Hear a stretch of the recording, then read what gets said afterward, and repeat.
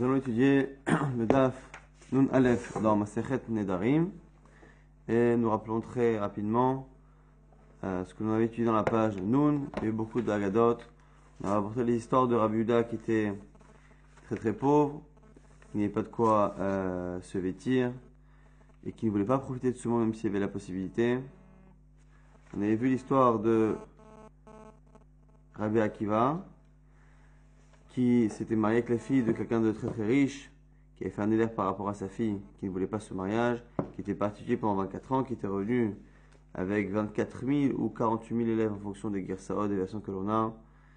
On a vu également que même si au départ il était très pauvre, finalement il s'était enrichi de 6 manières, entre autres par son beau-père qui avait fini par annuler son aide à lui donner la moitié de sa richesse,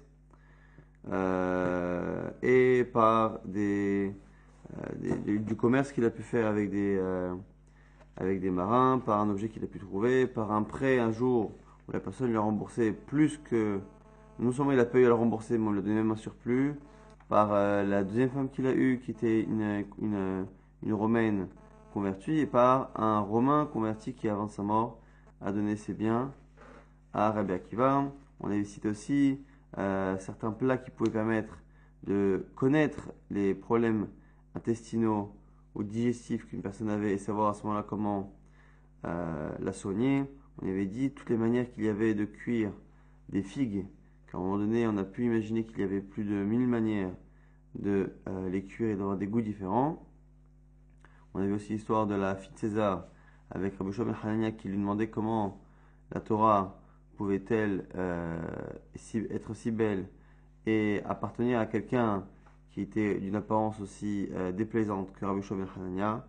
Donc il a expliqué qu'au contraire, que à la limite, la beauté est très souvent la ga'ava, l'orgueil, qui est souvent associé à cette beauté, et bien c'est justement elle qui est incompatible avec la Torah qui a tendance à dégrader cette Torah. On va reprendre maintenant à la fin du Daf Nun Amud Bet, aux 2 points, 3 lignes avant la fin. Yoma de Mechayer be Rabbi, Atia pour Anuta le Alma. Lorsque Rabbi Lanassi, qui était donc le dirigeant du Ram Israël, avait l'habitude de rire, eh bien c'était un jour où il arrivait malheur au monde. Amarle les Bar Kapara. Donc il a dit à Bar Kapara, Lo tevadihnan, Lo tevadihan, Yahin alach, Arba'in, Grivechite. Je ne veux pas que tu me fasses rire. Donc il avait pris celui de pas rire. Il y a qui disent c'est parce que comme il s'occupait et il priait pour le Ram Israël, donc ils en sortent de ressentir le malheur du Ram Israël tout le temps. Si à un moment donné, eh bien, il riait, ça veut dire qu'il se déconnectait de la souffrance que le peuple avait, et le fait de se déconnecter de sa souffrance, eh bien, il ne priait plus. Et quand il ne priait plus, eh bien, c'est là qu'il pouvait y avoir malheureusement un malheur. Et il y en a qui disent que non, c'est que lui, il avait pris sur lui d'avoir une vie de difficulté pour justement faire kapara, que sa souffrance à lui expie les fautes, non pas parce qu'il prie pour eux, mais parce qu'il expie les fautes par sa souffrance, et que du coup, à un moment donné, s'il rigole, il ne souffre plus, donc du coup, il n'expie plus les fautes du Ram Israël, qui du coup, alors les nous sont eux-mêmes punis. En tout cas, il a demandé à Bar Kapara de ne pas le faire rire, en échange de 40 mesures de blé. Amarle, donc il lui a dit, les Chezemar, il a dit ok, on verra.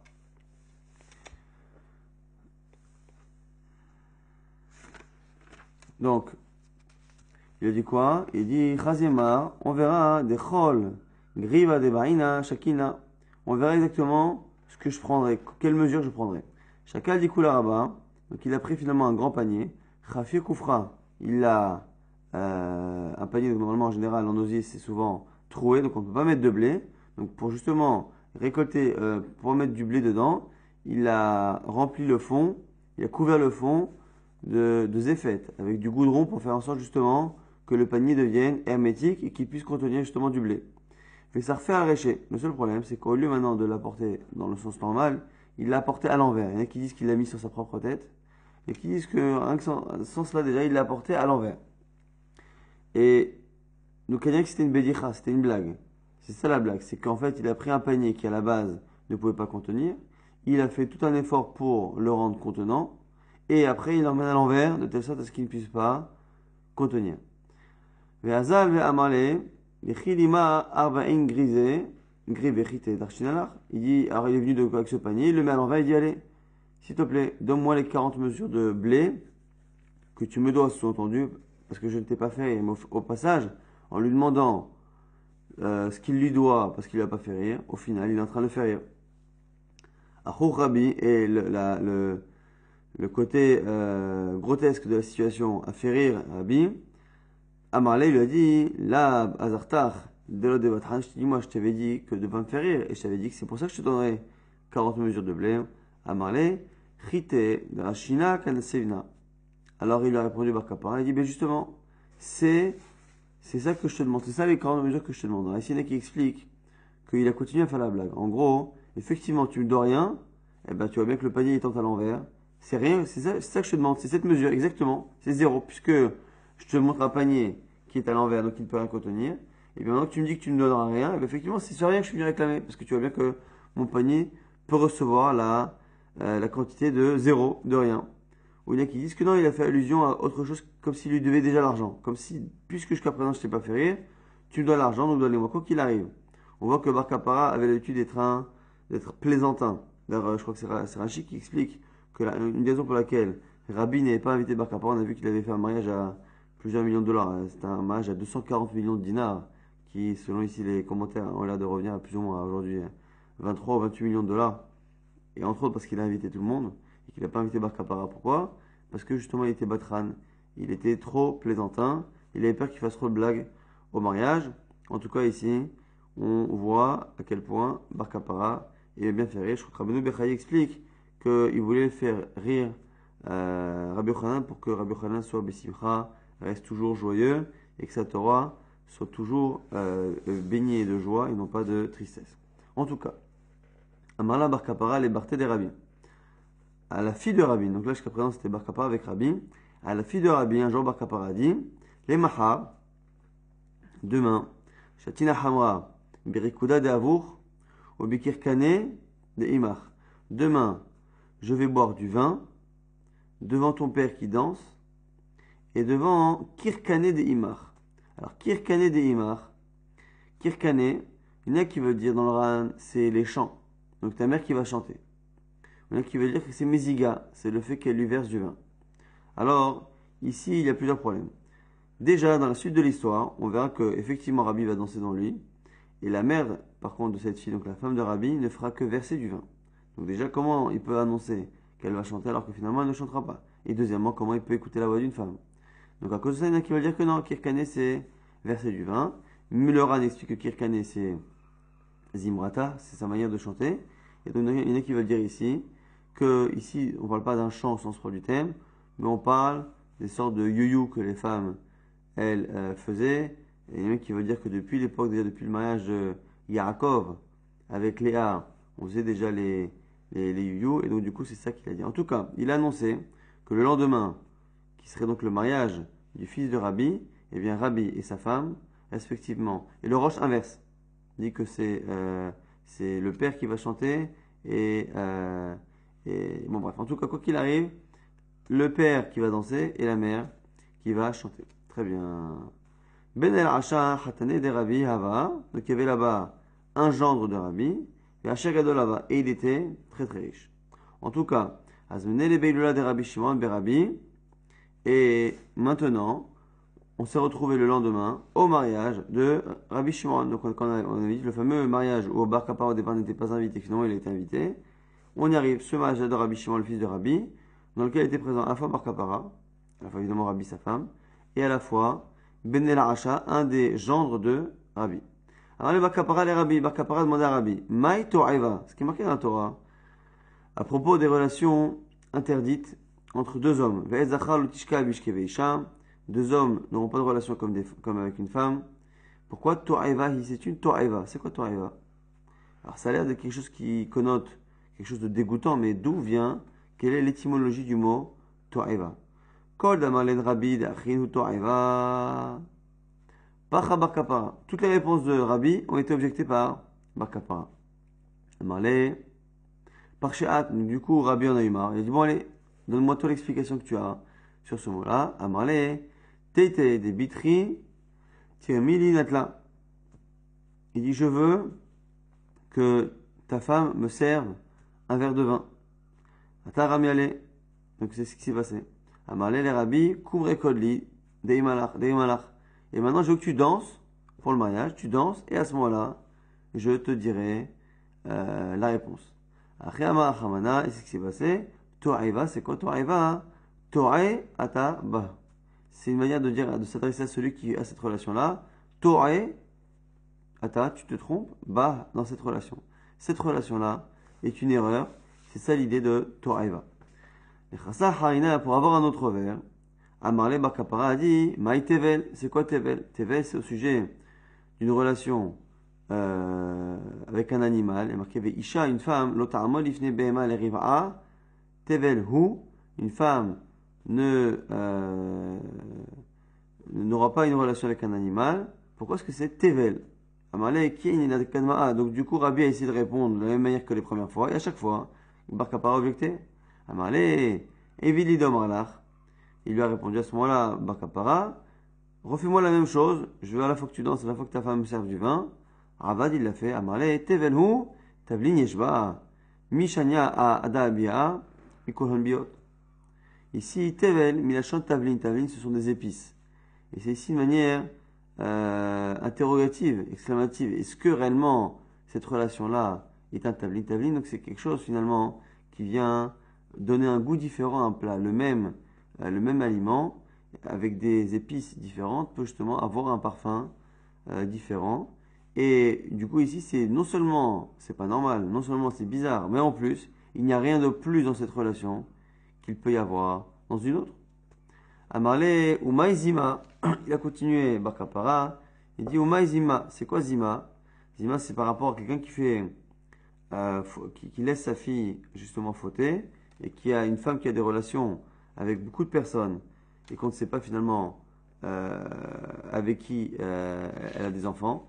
Atechalel lebitecha les aznota, ne profane pas ta fille en la laissant faire znout. Velotizne aretz ou male aretz zima, de telle sorte, ne la laisse pas faire de telle sorte à ce que la terre, eh bien, soit elle-même mezana, fasse znout.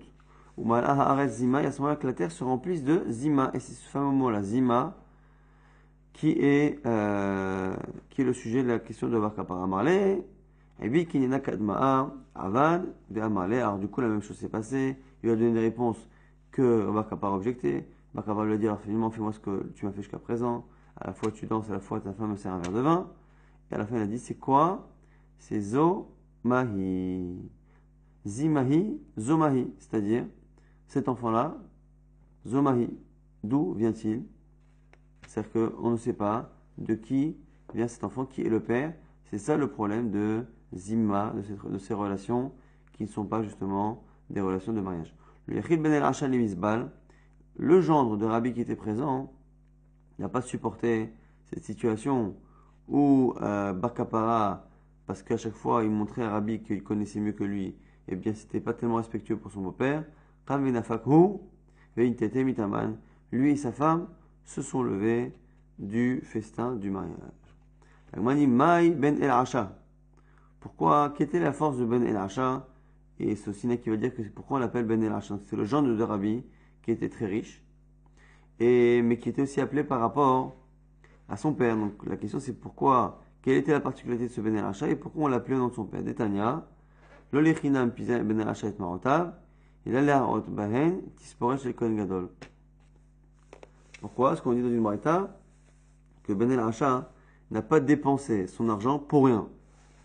Seulement pour la coupe de cheveux ou la coupe de cheveux du Kohen Gadol. Et ici, donc il y en a qui va dire que pourquoi du coup on l'appelle par le nom de son père, c'est parce qu'il a hérité de la fortune de son père. Et qu'on l'appelle Ben El Asha pour dire que c'est le seul, un des rares, qui a hérité de son père et donc qui a eu de l'argent en grande quantité sans avoir fait l'effort de le gagner et qui ne l'a pas dépensé. Donc on l'appelle Ben El Asha parce qu'il n'a justement pas dilapidé l'héritage de son père. En tout cas, on voit ici que la coupe du Kohen Gadol était quelque chose qui avait une grande valeur. Dirti, c'est marqué au niveau du Kohen Gadol et Cheskel, Kassom irsemu et rachehem, qui devront faire un guilloir, se raser la tête. Tana, Kaen Loulianit. Comment on va couper les cheveux du Kohen? Comme ce qu'on appelle Loulianit. Maï Loulianit, c'est quoi Loulianit? Amaravioda, Tisparna Yahidaa. C'est une coupe Yahidaa unique. Elle m'a dit Yahidame, elle ressemble à quoi? Amarava, Rocho, Shelze, Betsad Aikaro, Shelze. Et nous Tispot, Shel Kohen Gadol. C'est quoi l'Uliana? C'est quoi cette coupe particulière unique? C'est le fait qu'il y ait la fin d'un cheveu qui touche la racine de l'autre cheveu. Là, je ne sais pas exactement comment ça fonctionne, mais en tout cas, c'est une coupe qui est particulière, qui est une très précise et qui vaut son pesant d'or, qu'on appelle le lianite, et qui est la coupe du Kohen Gadol. On revient maintenant sur la Mishnah. On dit dans la Mishnah que lorsqu'on faisait un éder par rapport à Tafshil, par rapport à un plat, eh bien on était autorisé, on avait dit, à cet œuf particulier-là, et on était aussi autorisé à Bidlaat, à Remutsa, à une courge Remutsa. Alors moi, pose la question, Maïdlaat Remutsa, c'est quoi cette courge Remutsa? Et ici on a une marloquette. Amar Shmuel, Kara, Karkuzai. Shmuel dit c'est une sorte de courge, c'est une courge d'une région qui s'appelle Karkuza. Donc la courge de Karkuza, c'est elle, Dlaat Remutsa qui est autorisée. Ravashi, Amar Ravashi dit, Dlaat Atemuna Beremes. Il dit non, c'est pas une sorte de courge particulière, c'est une courge normale, mais c'est la cuisson de la courge qui la rend particulière. C'est une courge qui est cuite dans des cendres. On prend des cendres chaudes, on enfouit dedans la courge. Cette manière de cuire donne le statut de Dlaat Remutsa. Donc la Dlaat Remutsa, cette courge-là qui est autorisée dans la Mishnah par rapport à un éder de Tafshil, on a une marloquette. Est-ce que c'est un type de courge ou est-ce que c'est une courge normale avec un type de cuisson particulier? Et Tivé, on objecte sur Ravashi. Ravina et Ravashi. Rabbi Nechemia Omer, Rabbi Nechemia disait Dlaat Aramit, Hi Dlaat Amitrit. Il disait que Dlaat Aramit, la Dlaat araméenne, est plus ou moins c'est la même sorte que Dlaat Amitrit. Et elle est Kilaim Imaïvanit, Kilaim Imaremutsa. Et ce type-là de courge araméenne, qui est plus ou moins la courge égyptienne, cette courge égyptienne ou courge araméenne, elle est Kilaim, elle fait Kilaim. Si les racines se mélangent avec la Yivanite, la courge grecque, et la courge Remutsa, eh bien ça fait Kilaim. Et on voit ici que l'on ne parle pas, que la Remutsa, c'est pas une courge normale qui est cuite, puisqu'on parle ici de Kilaim, lorsque la courge elle est encore en terre, et que les racines se mélangent, ça fait Kilaim. Donc on voit bien ici que l'on parle de type de courge, la courge araméenne, la courge mitrite, la courge de Grèce, et la courge Remutsa, la courge de la région de Karkuza. Donc du coup, ça a l'air d'être une contradiction à Ravashi et une confirmation de ce qu'a dit Shmuel. Là, on a dit effectivement, Tioufta, c'est bien une contradiction à Ravashi. On a dit dans la Mishnah, Anoder mi ma'asek kedera, celui qui fait un éder par rapport à ma'asek kedera, ce qui est cuit dans une marmite. Et nasso, et là, mi ma'asek retarta. Il n'a l'interdiction que de quelque chose qui a cuit beaucoup. C'est ça un ma'asek kedera, quelque chose qui a vraiment cuit, qui a été chauffé beaucoup dans la marmite. Amar kodam ayoren ekdera shenitoem, aso bechol anase vekdera, celui qui fait un éder par rapport à yored l'akdera, à tout ce qui passe par une marmite. Aso bechol anase vekdera, il est interdit à tout ce qui passe dans l'akdera. Donc on fait un chiluk ici. Ma'asekdera, c'est quelque chose qui cuit longtemps dans la marmite. Yored l'akdera, c'est quelque chose qui fait un passage. Quelque chose qui fait un passage dans l'akdera. Il suffit qu'un aliment passe 5 minutes dans une marmite, eh bien il est considéré comme étant yored l'akdera, étant passé par l'akdera. Par contre, ma'asekdera, c'est quelque chose qui a cuit très longtemps dans une marmite kdera. Très bien. À ce sujet, il y a une braïta. Tanya anoder, mina yored l'akdera, asur ba yored la ilfas. Comme yored l'akdera, c'est quelque chose qui est passé par une marmite, eh bien celui qui fait un éder par rapport à yored l'akdera, tout ce qui passe par une marmite, eh bien il a l'interdiction, en tout cas à l'époque, même des choses qui vont dans un ilfas qui sont frits. Ilfas, donc c'était l'endroit dans lequel on faisait frire les aliments. Pourquoi? Car le minag à l'époque, avant de faire frire un aliment, était de le faire passer d'abord dans une cuisson classique dans la marmite. Ce qui veut dire que du coup, puisqu'il y aurait l'agdera, eh bien interdit tous les aliments qui sont passés à un moment donné dans une marmite, eh bien même quelqu'un qui ferait qui donc qui voudrait manger quelque chose qui a été frit, sachant que la chose frite à la base était cuite dans la marmite, et bien ça rentre dans le néder de Yored Agdera. Par contre, Mina Yored la Ilfas, celui qui fait un néder de quelque chose qui est passé par la poêle sur laquelle on fait de la friture, et bien Moutar ba Yored Agdera, et bien il est autorisé à ce qui est cuit dans une marmite, parce qu'en général, ce qui est cuit dans une marmite ne passe pas au préalable, évidemment, dans une poêle pour être frit. Minaase begdera mutar benaase bailfas. Alors maintenant, autre expression. On a maasegdera. Maasegdera, c'est quelque chose qui est resté longtemps dans une marmite. Yorelagdera, c'est vraiment quelque chose qui a passé quelques instants. Donc on est aux deux extrêmes. Quelque chose qui a passé toute sa cuisson et très longue dans la marmite. Quelque chose qui n'a quasiment rien passé dans la marmite si ce n'est quelques instants. Et naaselegdera, c'est entre les deux. C'est quelque chose qui n'est pas resté que quelques instants, quelque chose qui n'a pas passé une cuisson très longue, mais qui s'est terminé dans l'agdera. Naasava agdera, c'est l'aliment qui a finalement été, qui a terminé sa préparation dans une marmite. Mutar benaase bailfas. On a le droit de prendre tout ce qui est friture. Pourquoi? Parce qu'on a dit que les fritures, au préalable, sont cuites à la marmite, mais finissent par être frites à la poêle, et donc, ils ne sont pas naase bagdera. Milana seba ilfas, mutar benase bagdera, et pareil à l'envers, ce qui fait un éder par rapport à ce qui se termine sur une poêle, évidemment qu'il est mutar benase bagdera, mais s'il n'y a pas de chidouche, qu'on a vu qu'en général, ce qui était cuit ne passait pas par la poêle. C'est l'inverse. Ce qui passait par la poêle était au préalable cuit. Hanoder, mina yored latano, enasur et la bepat. Maintenant, on nous dit que celui qui fait un éder par rapport à ce qui et yored latano, ce qui passe dans un four, eh bien, stam en général, il ne fait pas allusion à tout ce qui va dans un four. Il fait allusion au classique. En général, le four, 90% de l'utilisation, c'était pour le pain. Donc, celui qui fait un éder stam, mina yored latano, eh bien, le néder n'inclut que le pain, rien d'autre. Mais imamar kol ma'ase tano ala. Ici, par contre, il a dit tout ce qui se fait dans un four. Il n'a pas dit je fais le néder par rapport à ce qui rentre dans un four. Il dit par rapport à tout ce qui se fait dans un four. À ce moment-là, le tout ici vient élargir la définition et vient du coup interdire même les plats qui seraient cuits dans un four. Nouvelle Mishnah, celui qui fait un néder mina kavouche, de quelque chose qui est macéré dans de l'eau avec du sel, donc des saumures, et Nassour et la mina kavouche chez l'Irak, eh bien, on pense ici que stam kavouche, ça n'inclut que les légumes qui sont justement dans l'eau et dans le sel, mais pas plus.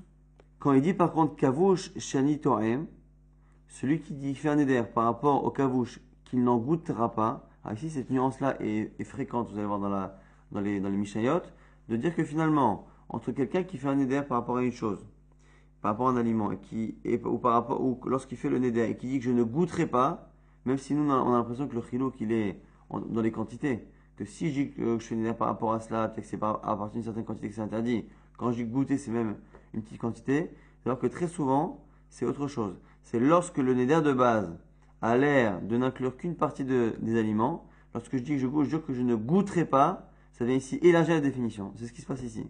Kavouche stam, on pense que c'est kavouche classique. C'est quoi kavouche classique? C'est les légumes qui sont dans l'eau et du sel.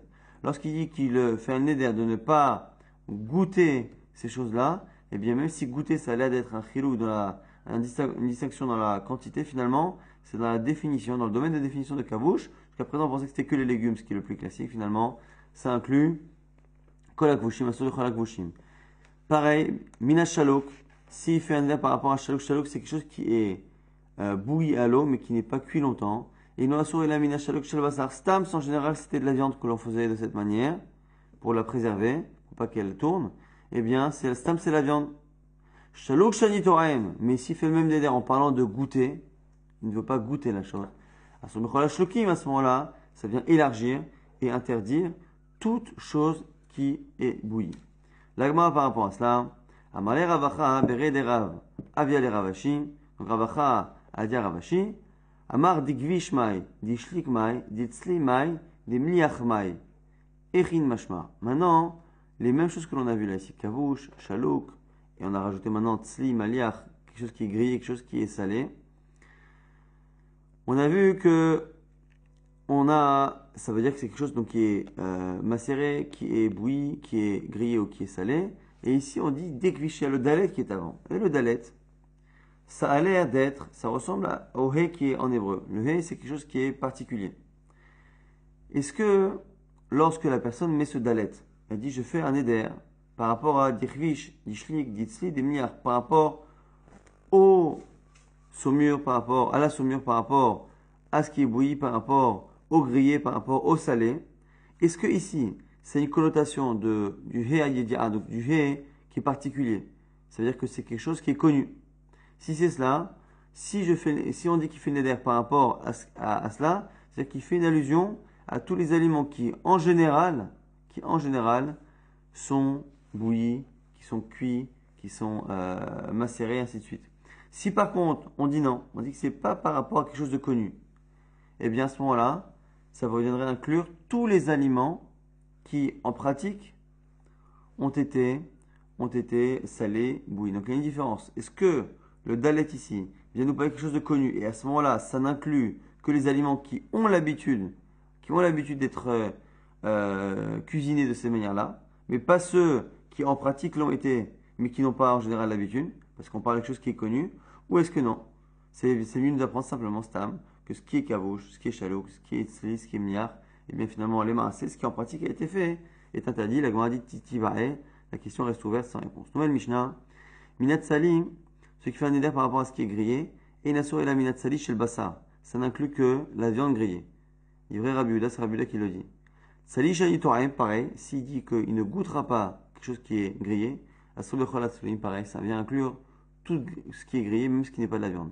Minamaliach et nasur et la minamaliach chez dag, pareil, celui qui interdit quelque chose qui est salé, eh bien, quelque chose qui est salé en général, c'est les poissons. Maliach shani toraim, asur bechol amnochim, celui qui dit qu'il ne goûtera pas quelque chose de salé, ça inclut tous les aliments qui sont dans leur sel, ou qui sont dans le sel. Dag dagim shani toraim, celui qui fait un éder par rapport à dag dagim, poisson. Alors poisson dag c'est au singulier, dagim au pluriel, ça vient élargir la définition. Asobaen ben begdolim ben miktanim, ça inclut les gros les petits. Ben melochim ben tfelim, qui soient salés ou pas salés, ben chaim ben mevushalim, qui soient crus ou cuits. Parce que ici encore une fois dag et dagim, dag en général c'est au singulier, donc ça vient à prendre les poissons qui sont assez grands pour qu'on les vende à l'unité. Et dagim au pluriel, ça vient montrer les poissons qui sont assez petits pour n'être vendus que en quantité qu'au pluriel. En tout cas, celui qui fait les par rapport à dag dagim, qui inclut tous les types de poissons finalement, quel que soit le type de préparation, de cuisson ou la taille, muta betarit terufa, on a le droit de prendre tarit. Tarit rufa, tarit c'est un grand poisson, mais qui était mangé de manière émiettée, comme le thon un peu, et donc qui n'était pas mangé entier, et bien c'est muta, parce que dag, dagim, c'est-à-dire que ce soit des poissons petits ou grands, salés, pas salés, ou crus ou cuits, et bien ce sont des poissons qui sont entiers.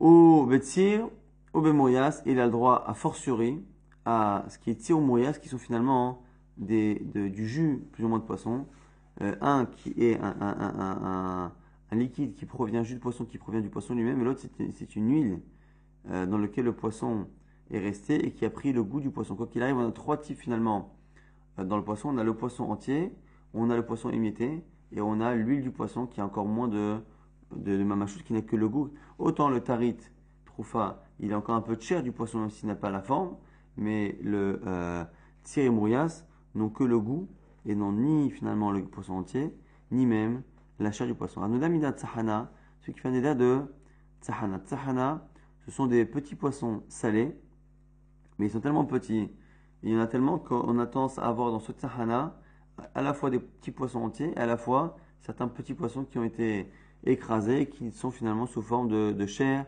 émiettée. Et bien du coup, comme il y a de la chair émiettée, asobe tarit rufa, ça vient finalement interdire même le tarit rufa, qui finalement a ce point commun là que lui aussi est émietté, ou mutabetsi ou bemoyas, mais toujours il est autorisé par rapport à tout ce qui est liquide, tout ce qui est ce jus de poisson et cette huile au poisson.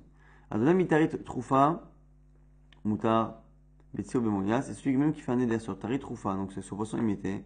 Et bien comme il parle de poisson émietté, il faut qu'il y ait la chair de poisson pour que ce soit interdit. Donc si il prend de l'huile, du jus de poisson, il n'y a aucun Problème. Tanya une braïta qui dit Rabbi Shimon ben Elazar Omer, Dag Shani Toem, celui qui fait un éder par rapport à Dag, eh bien, il est à Sour Begdolim, ça inclut les grands poissons.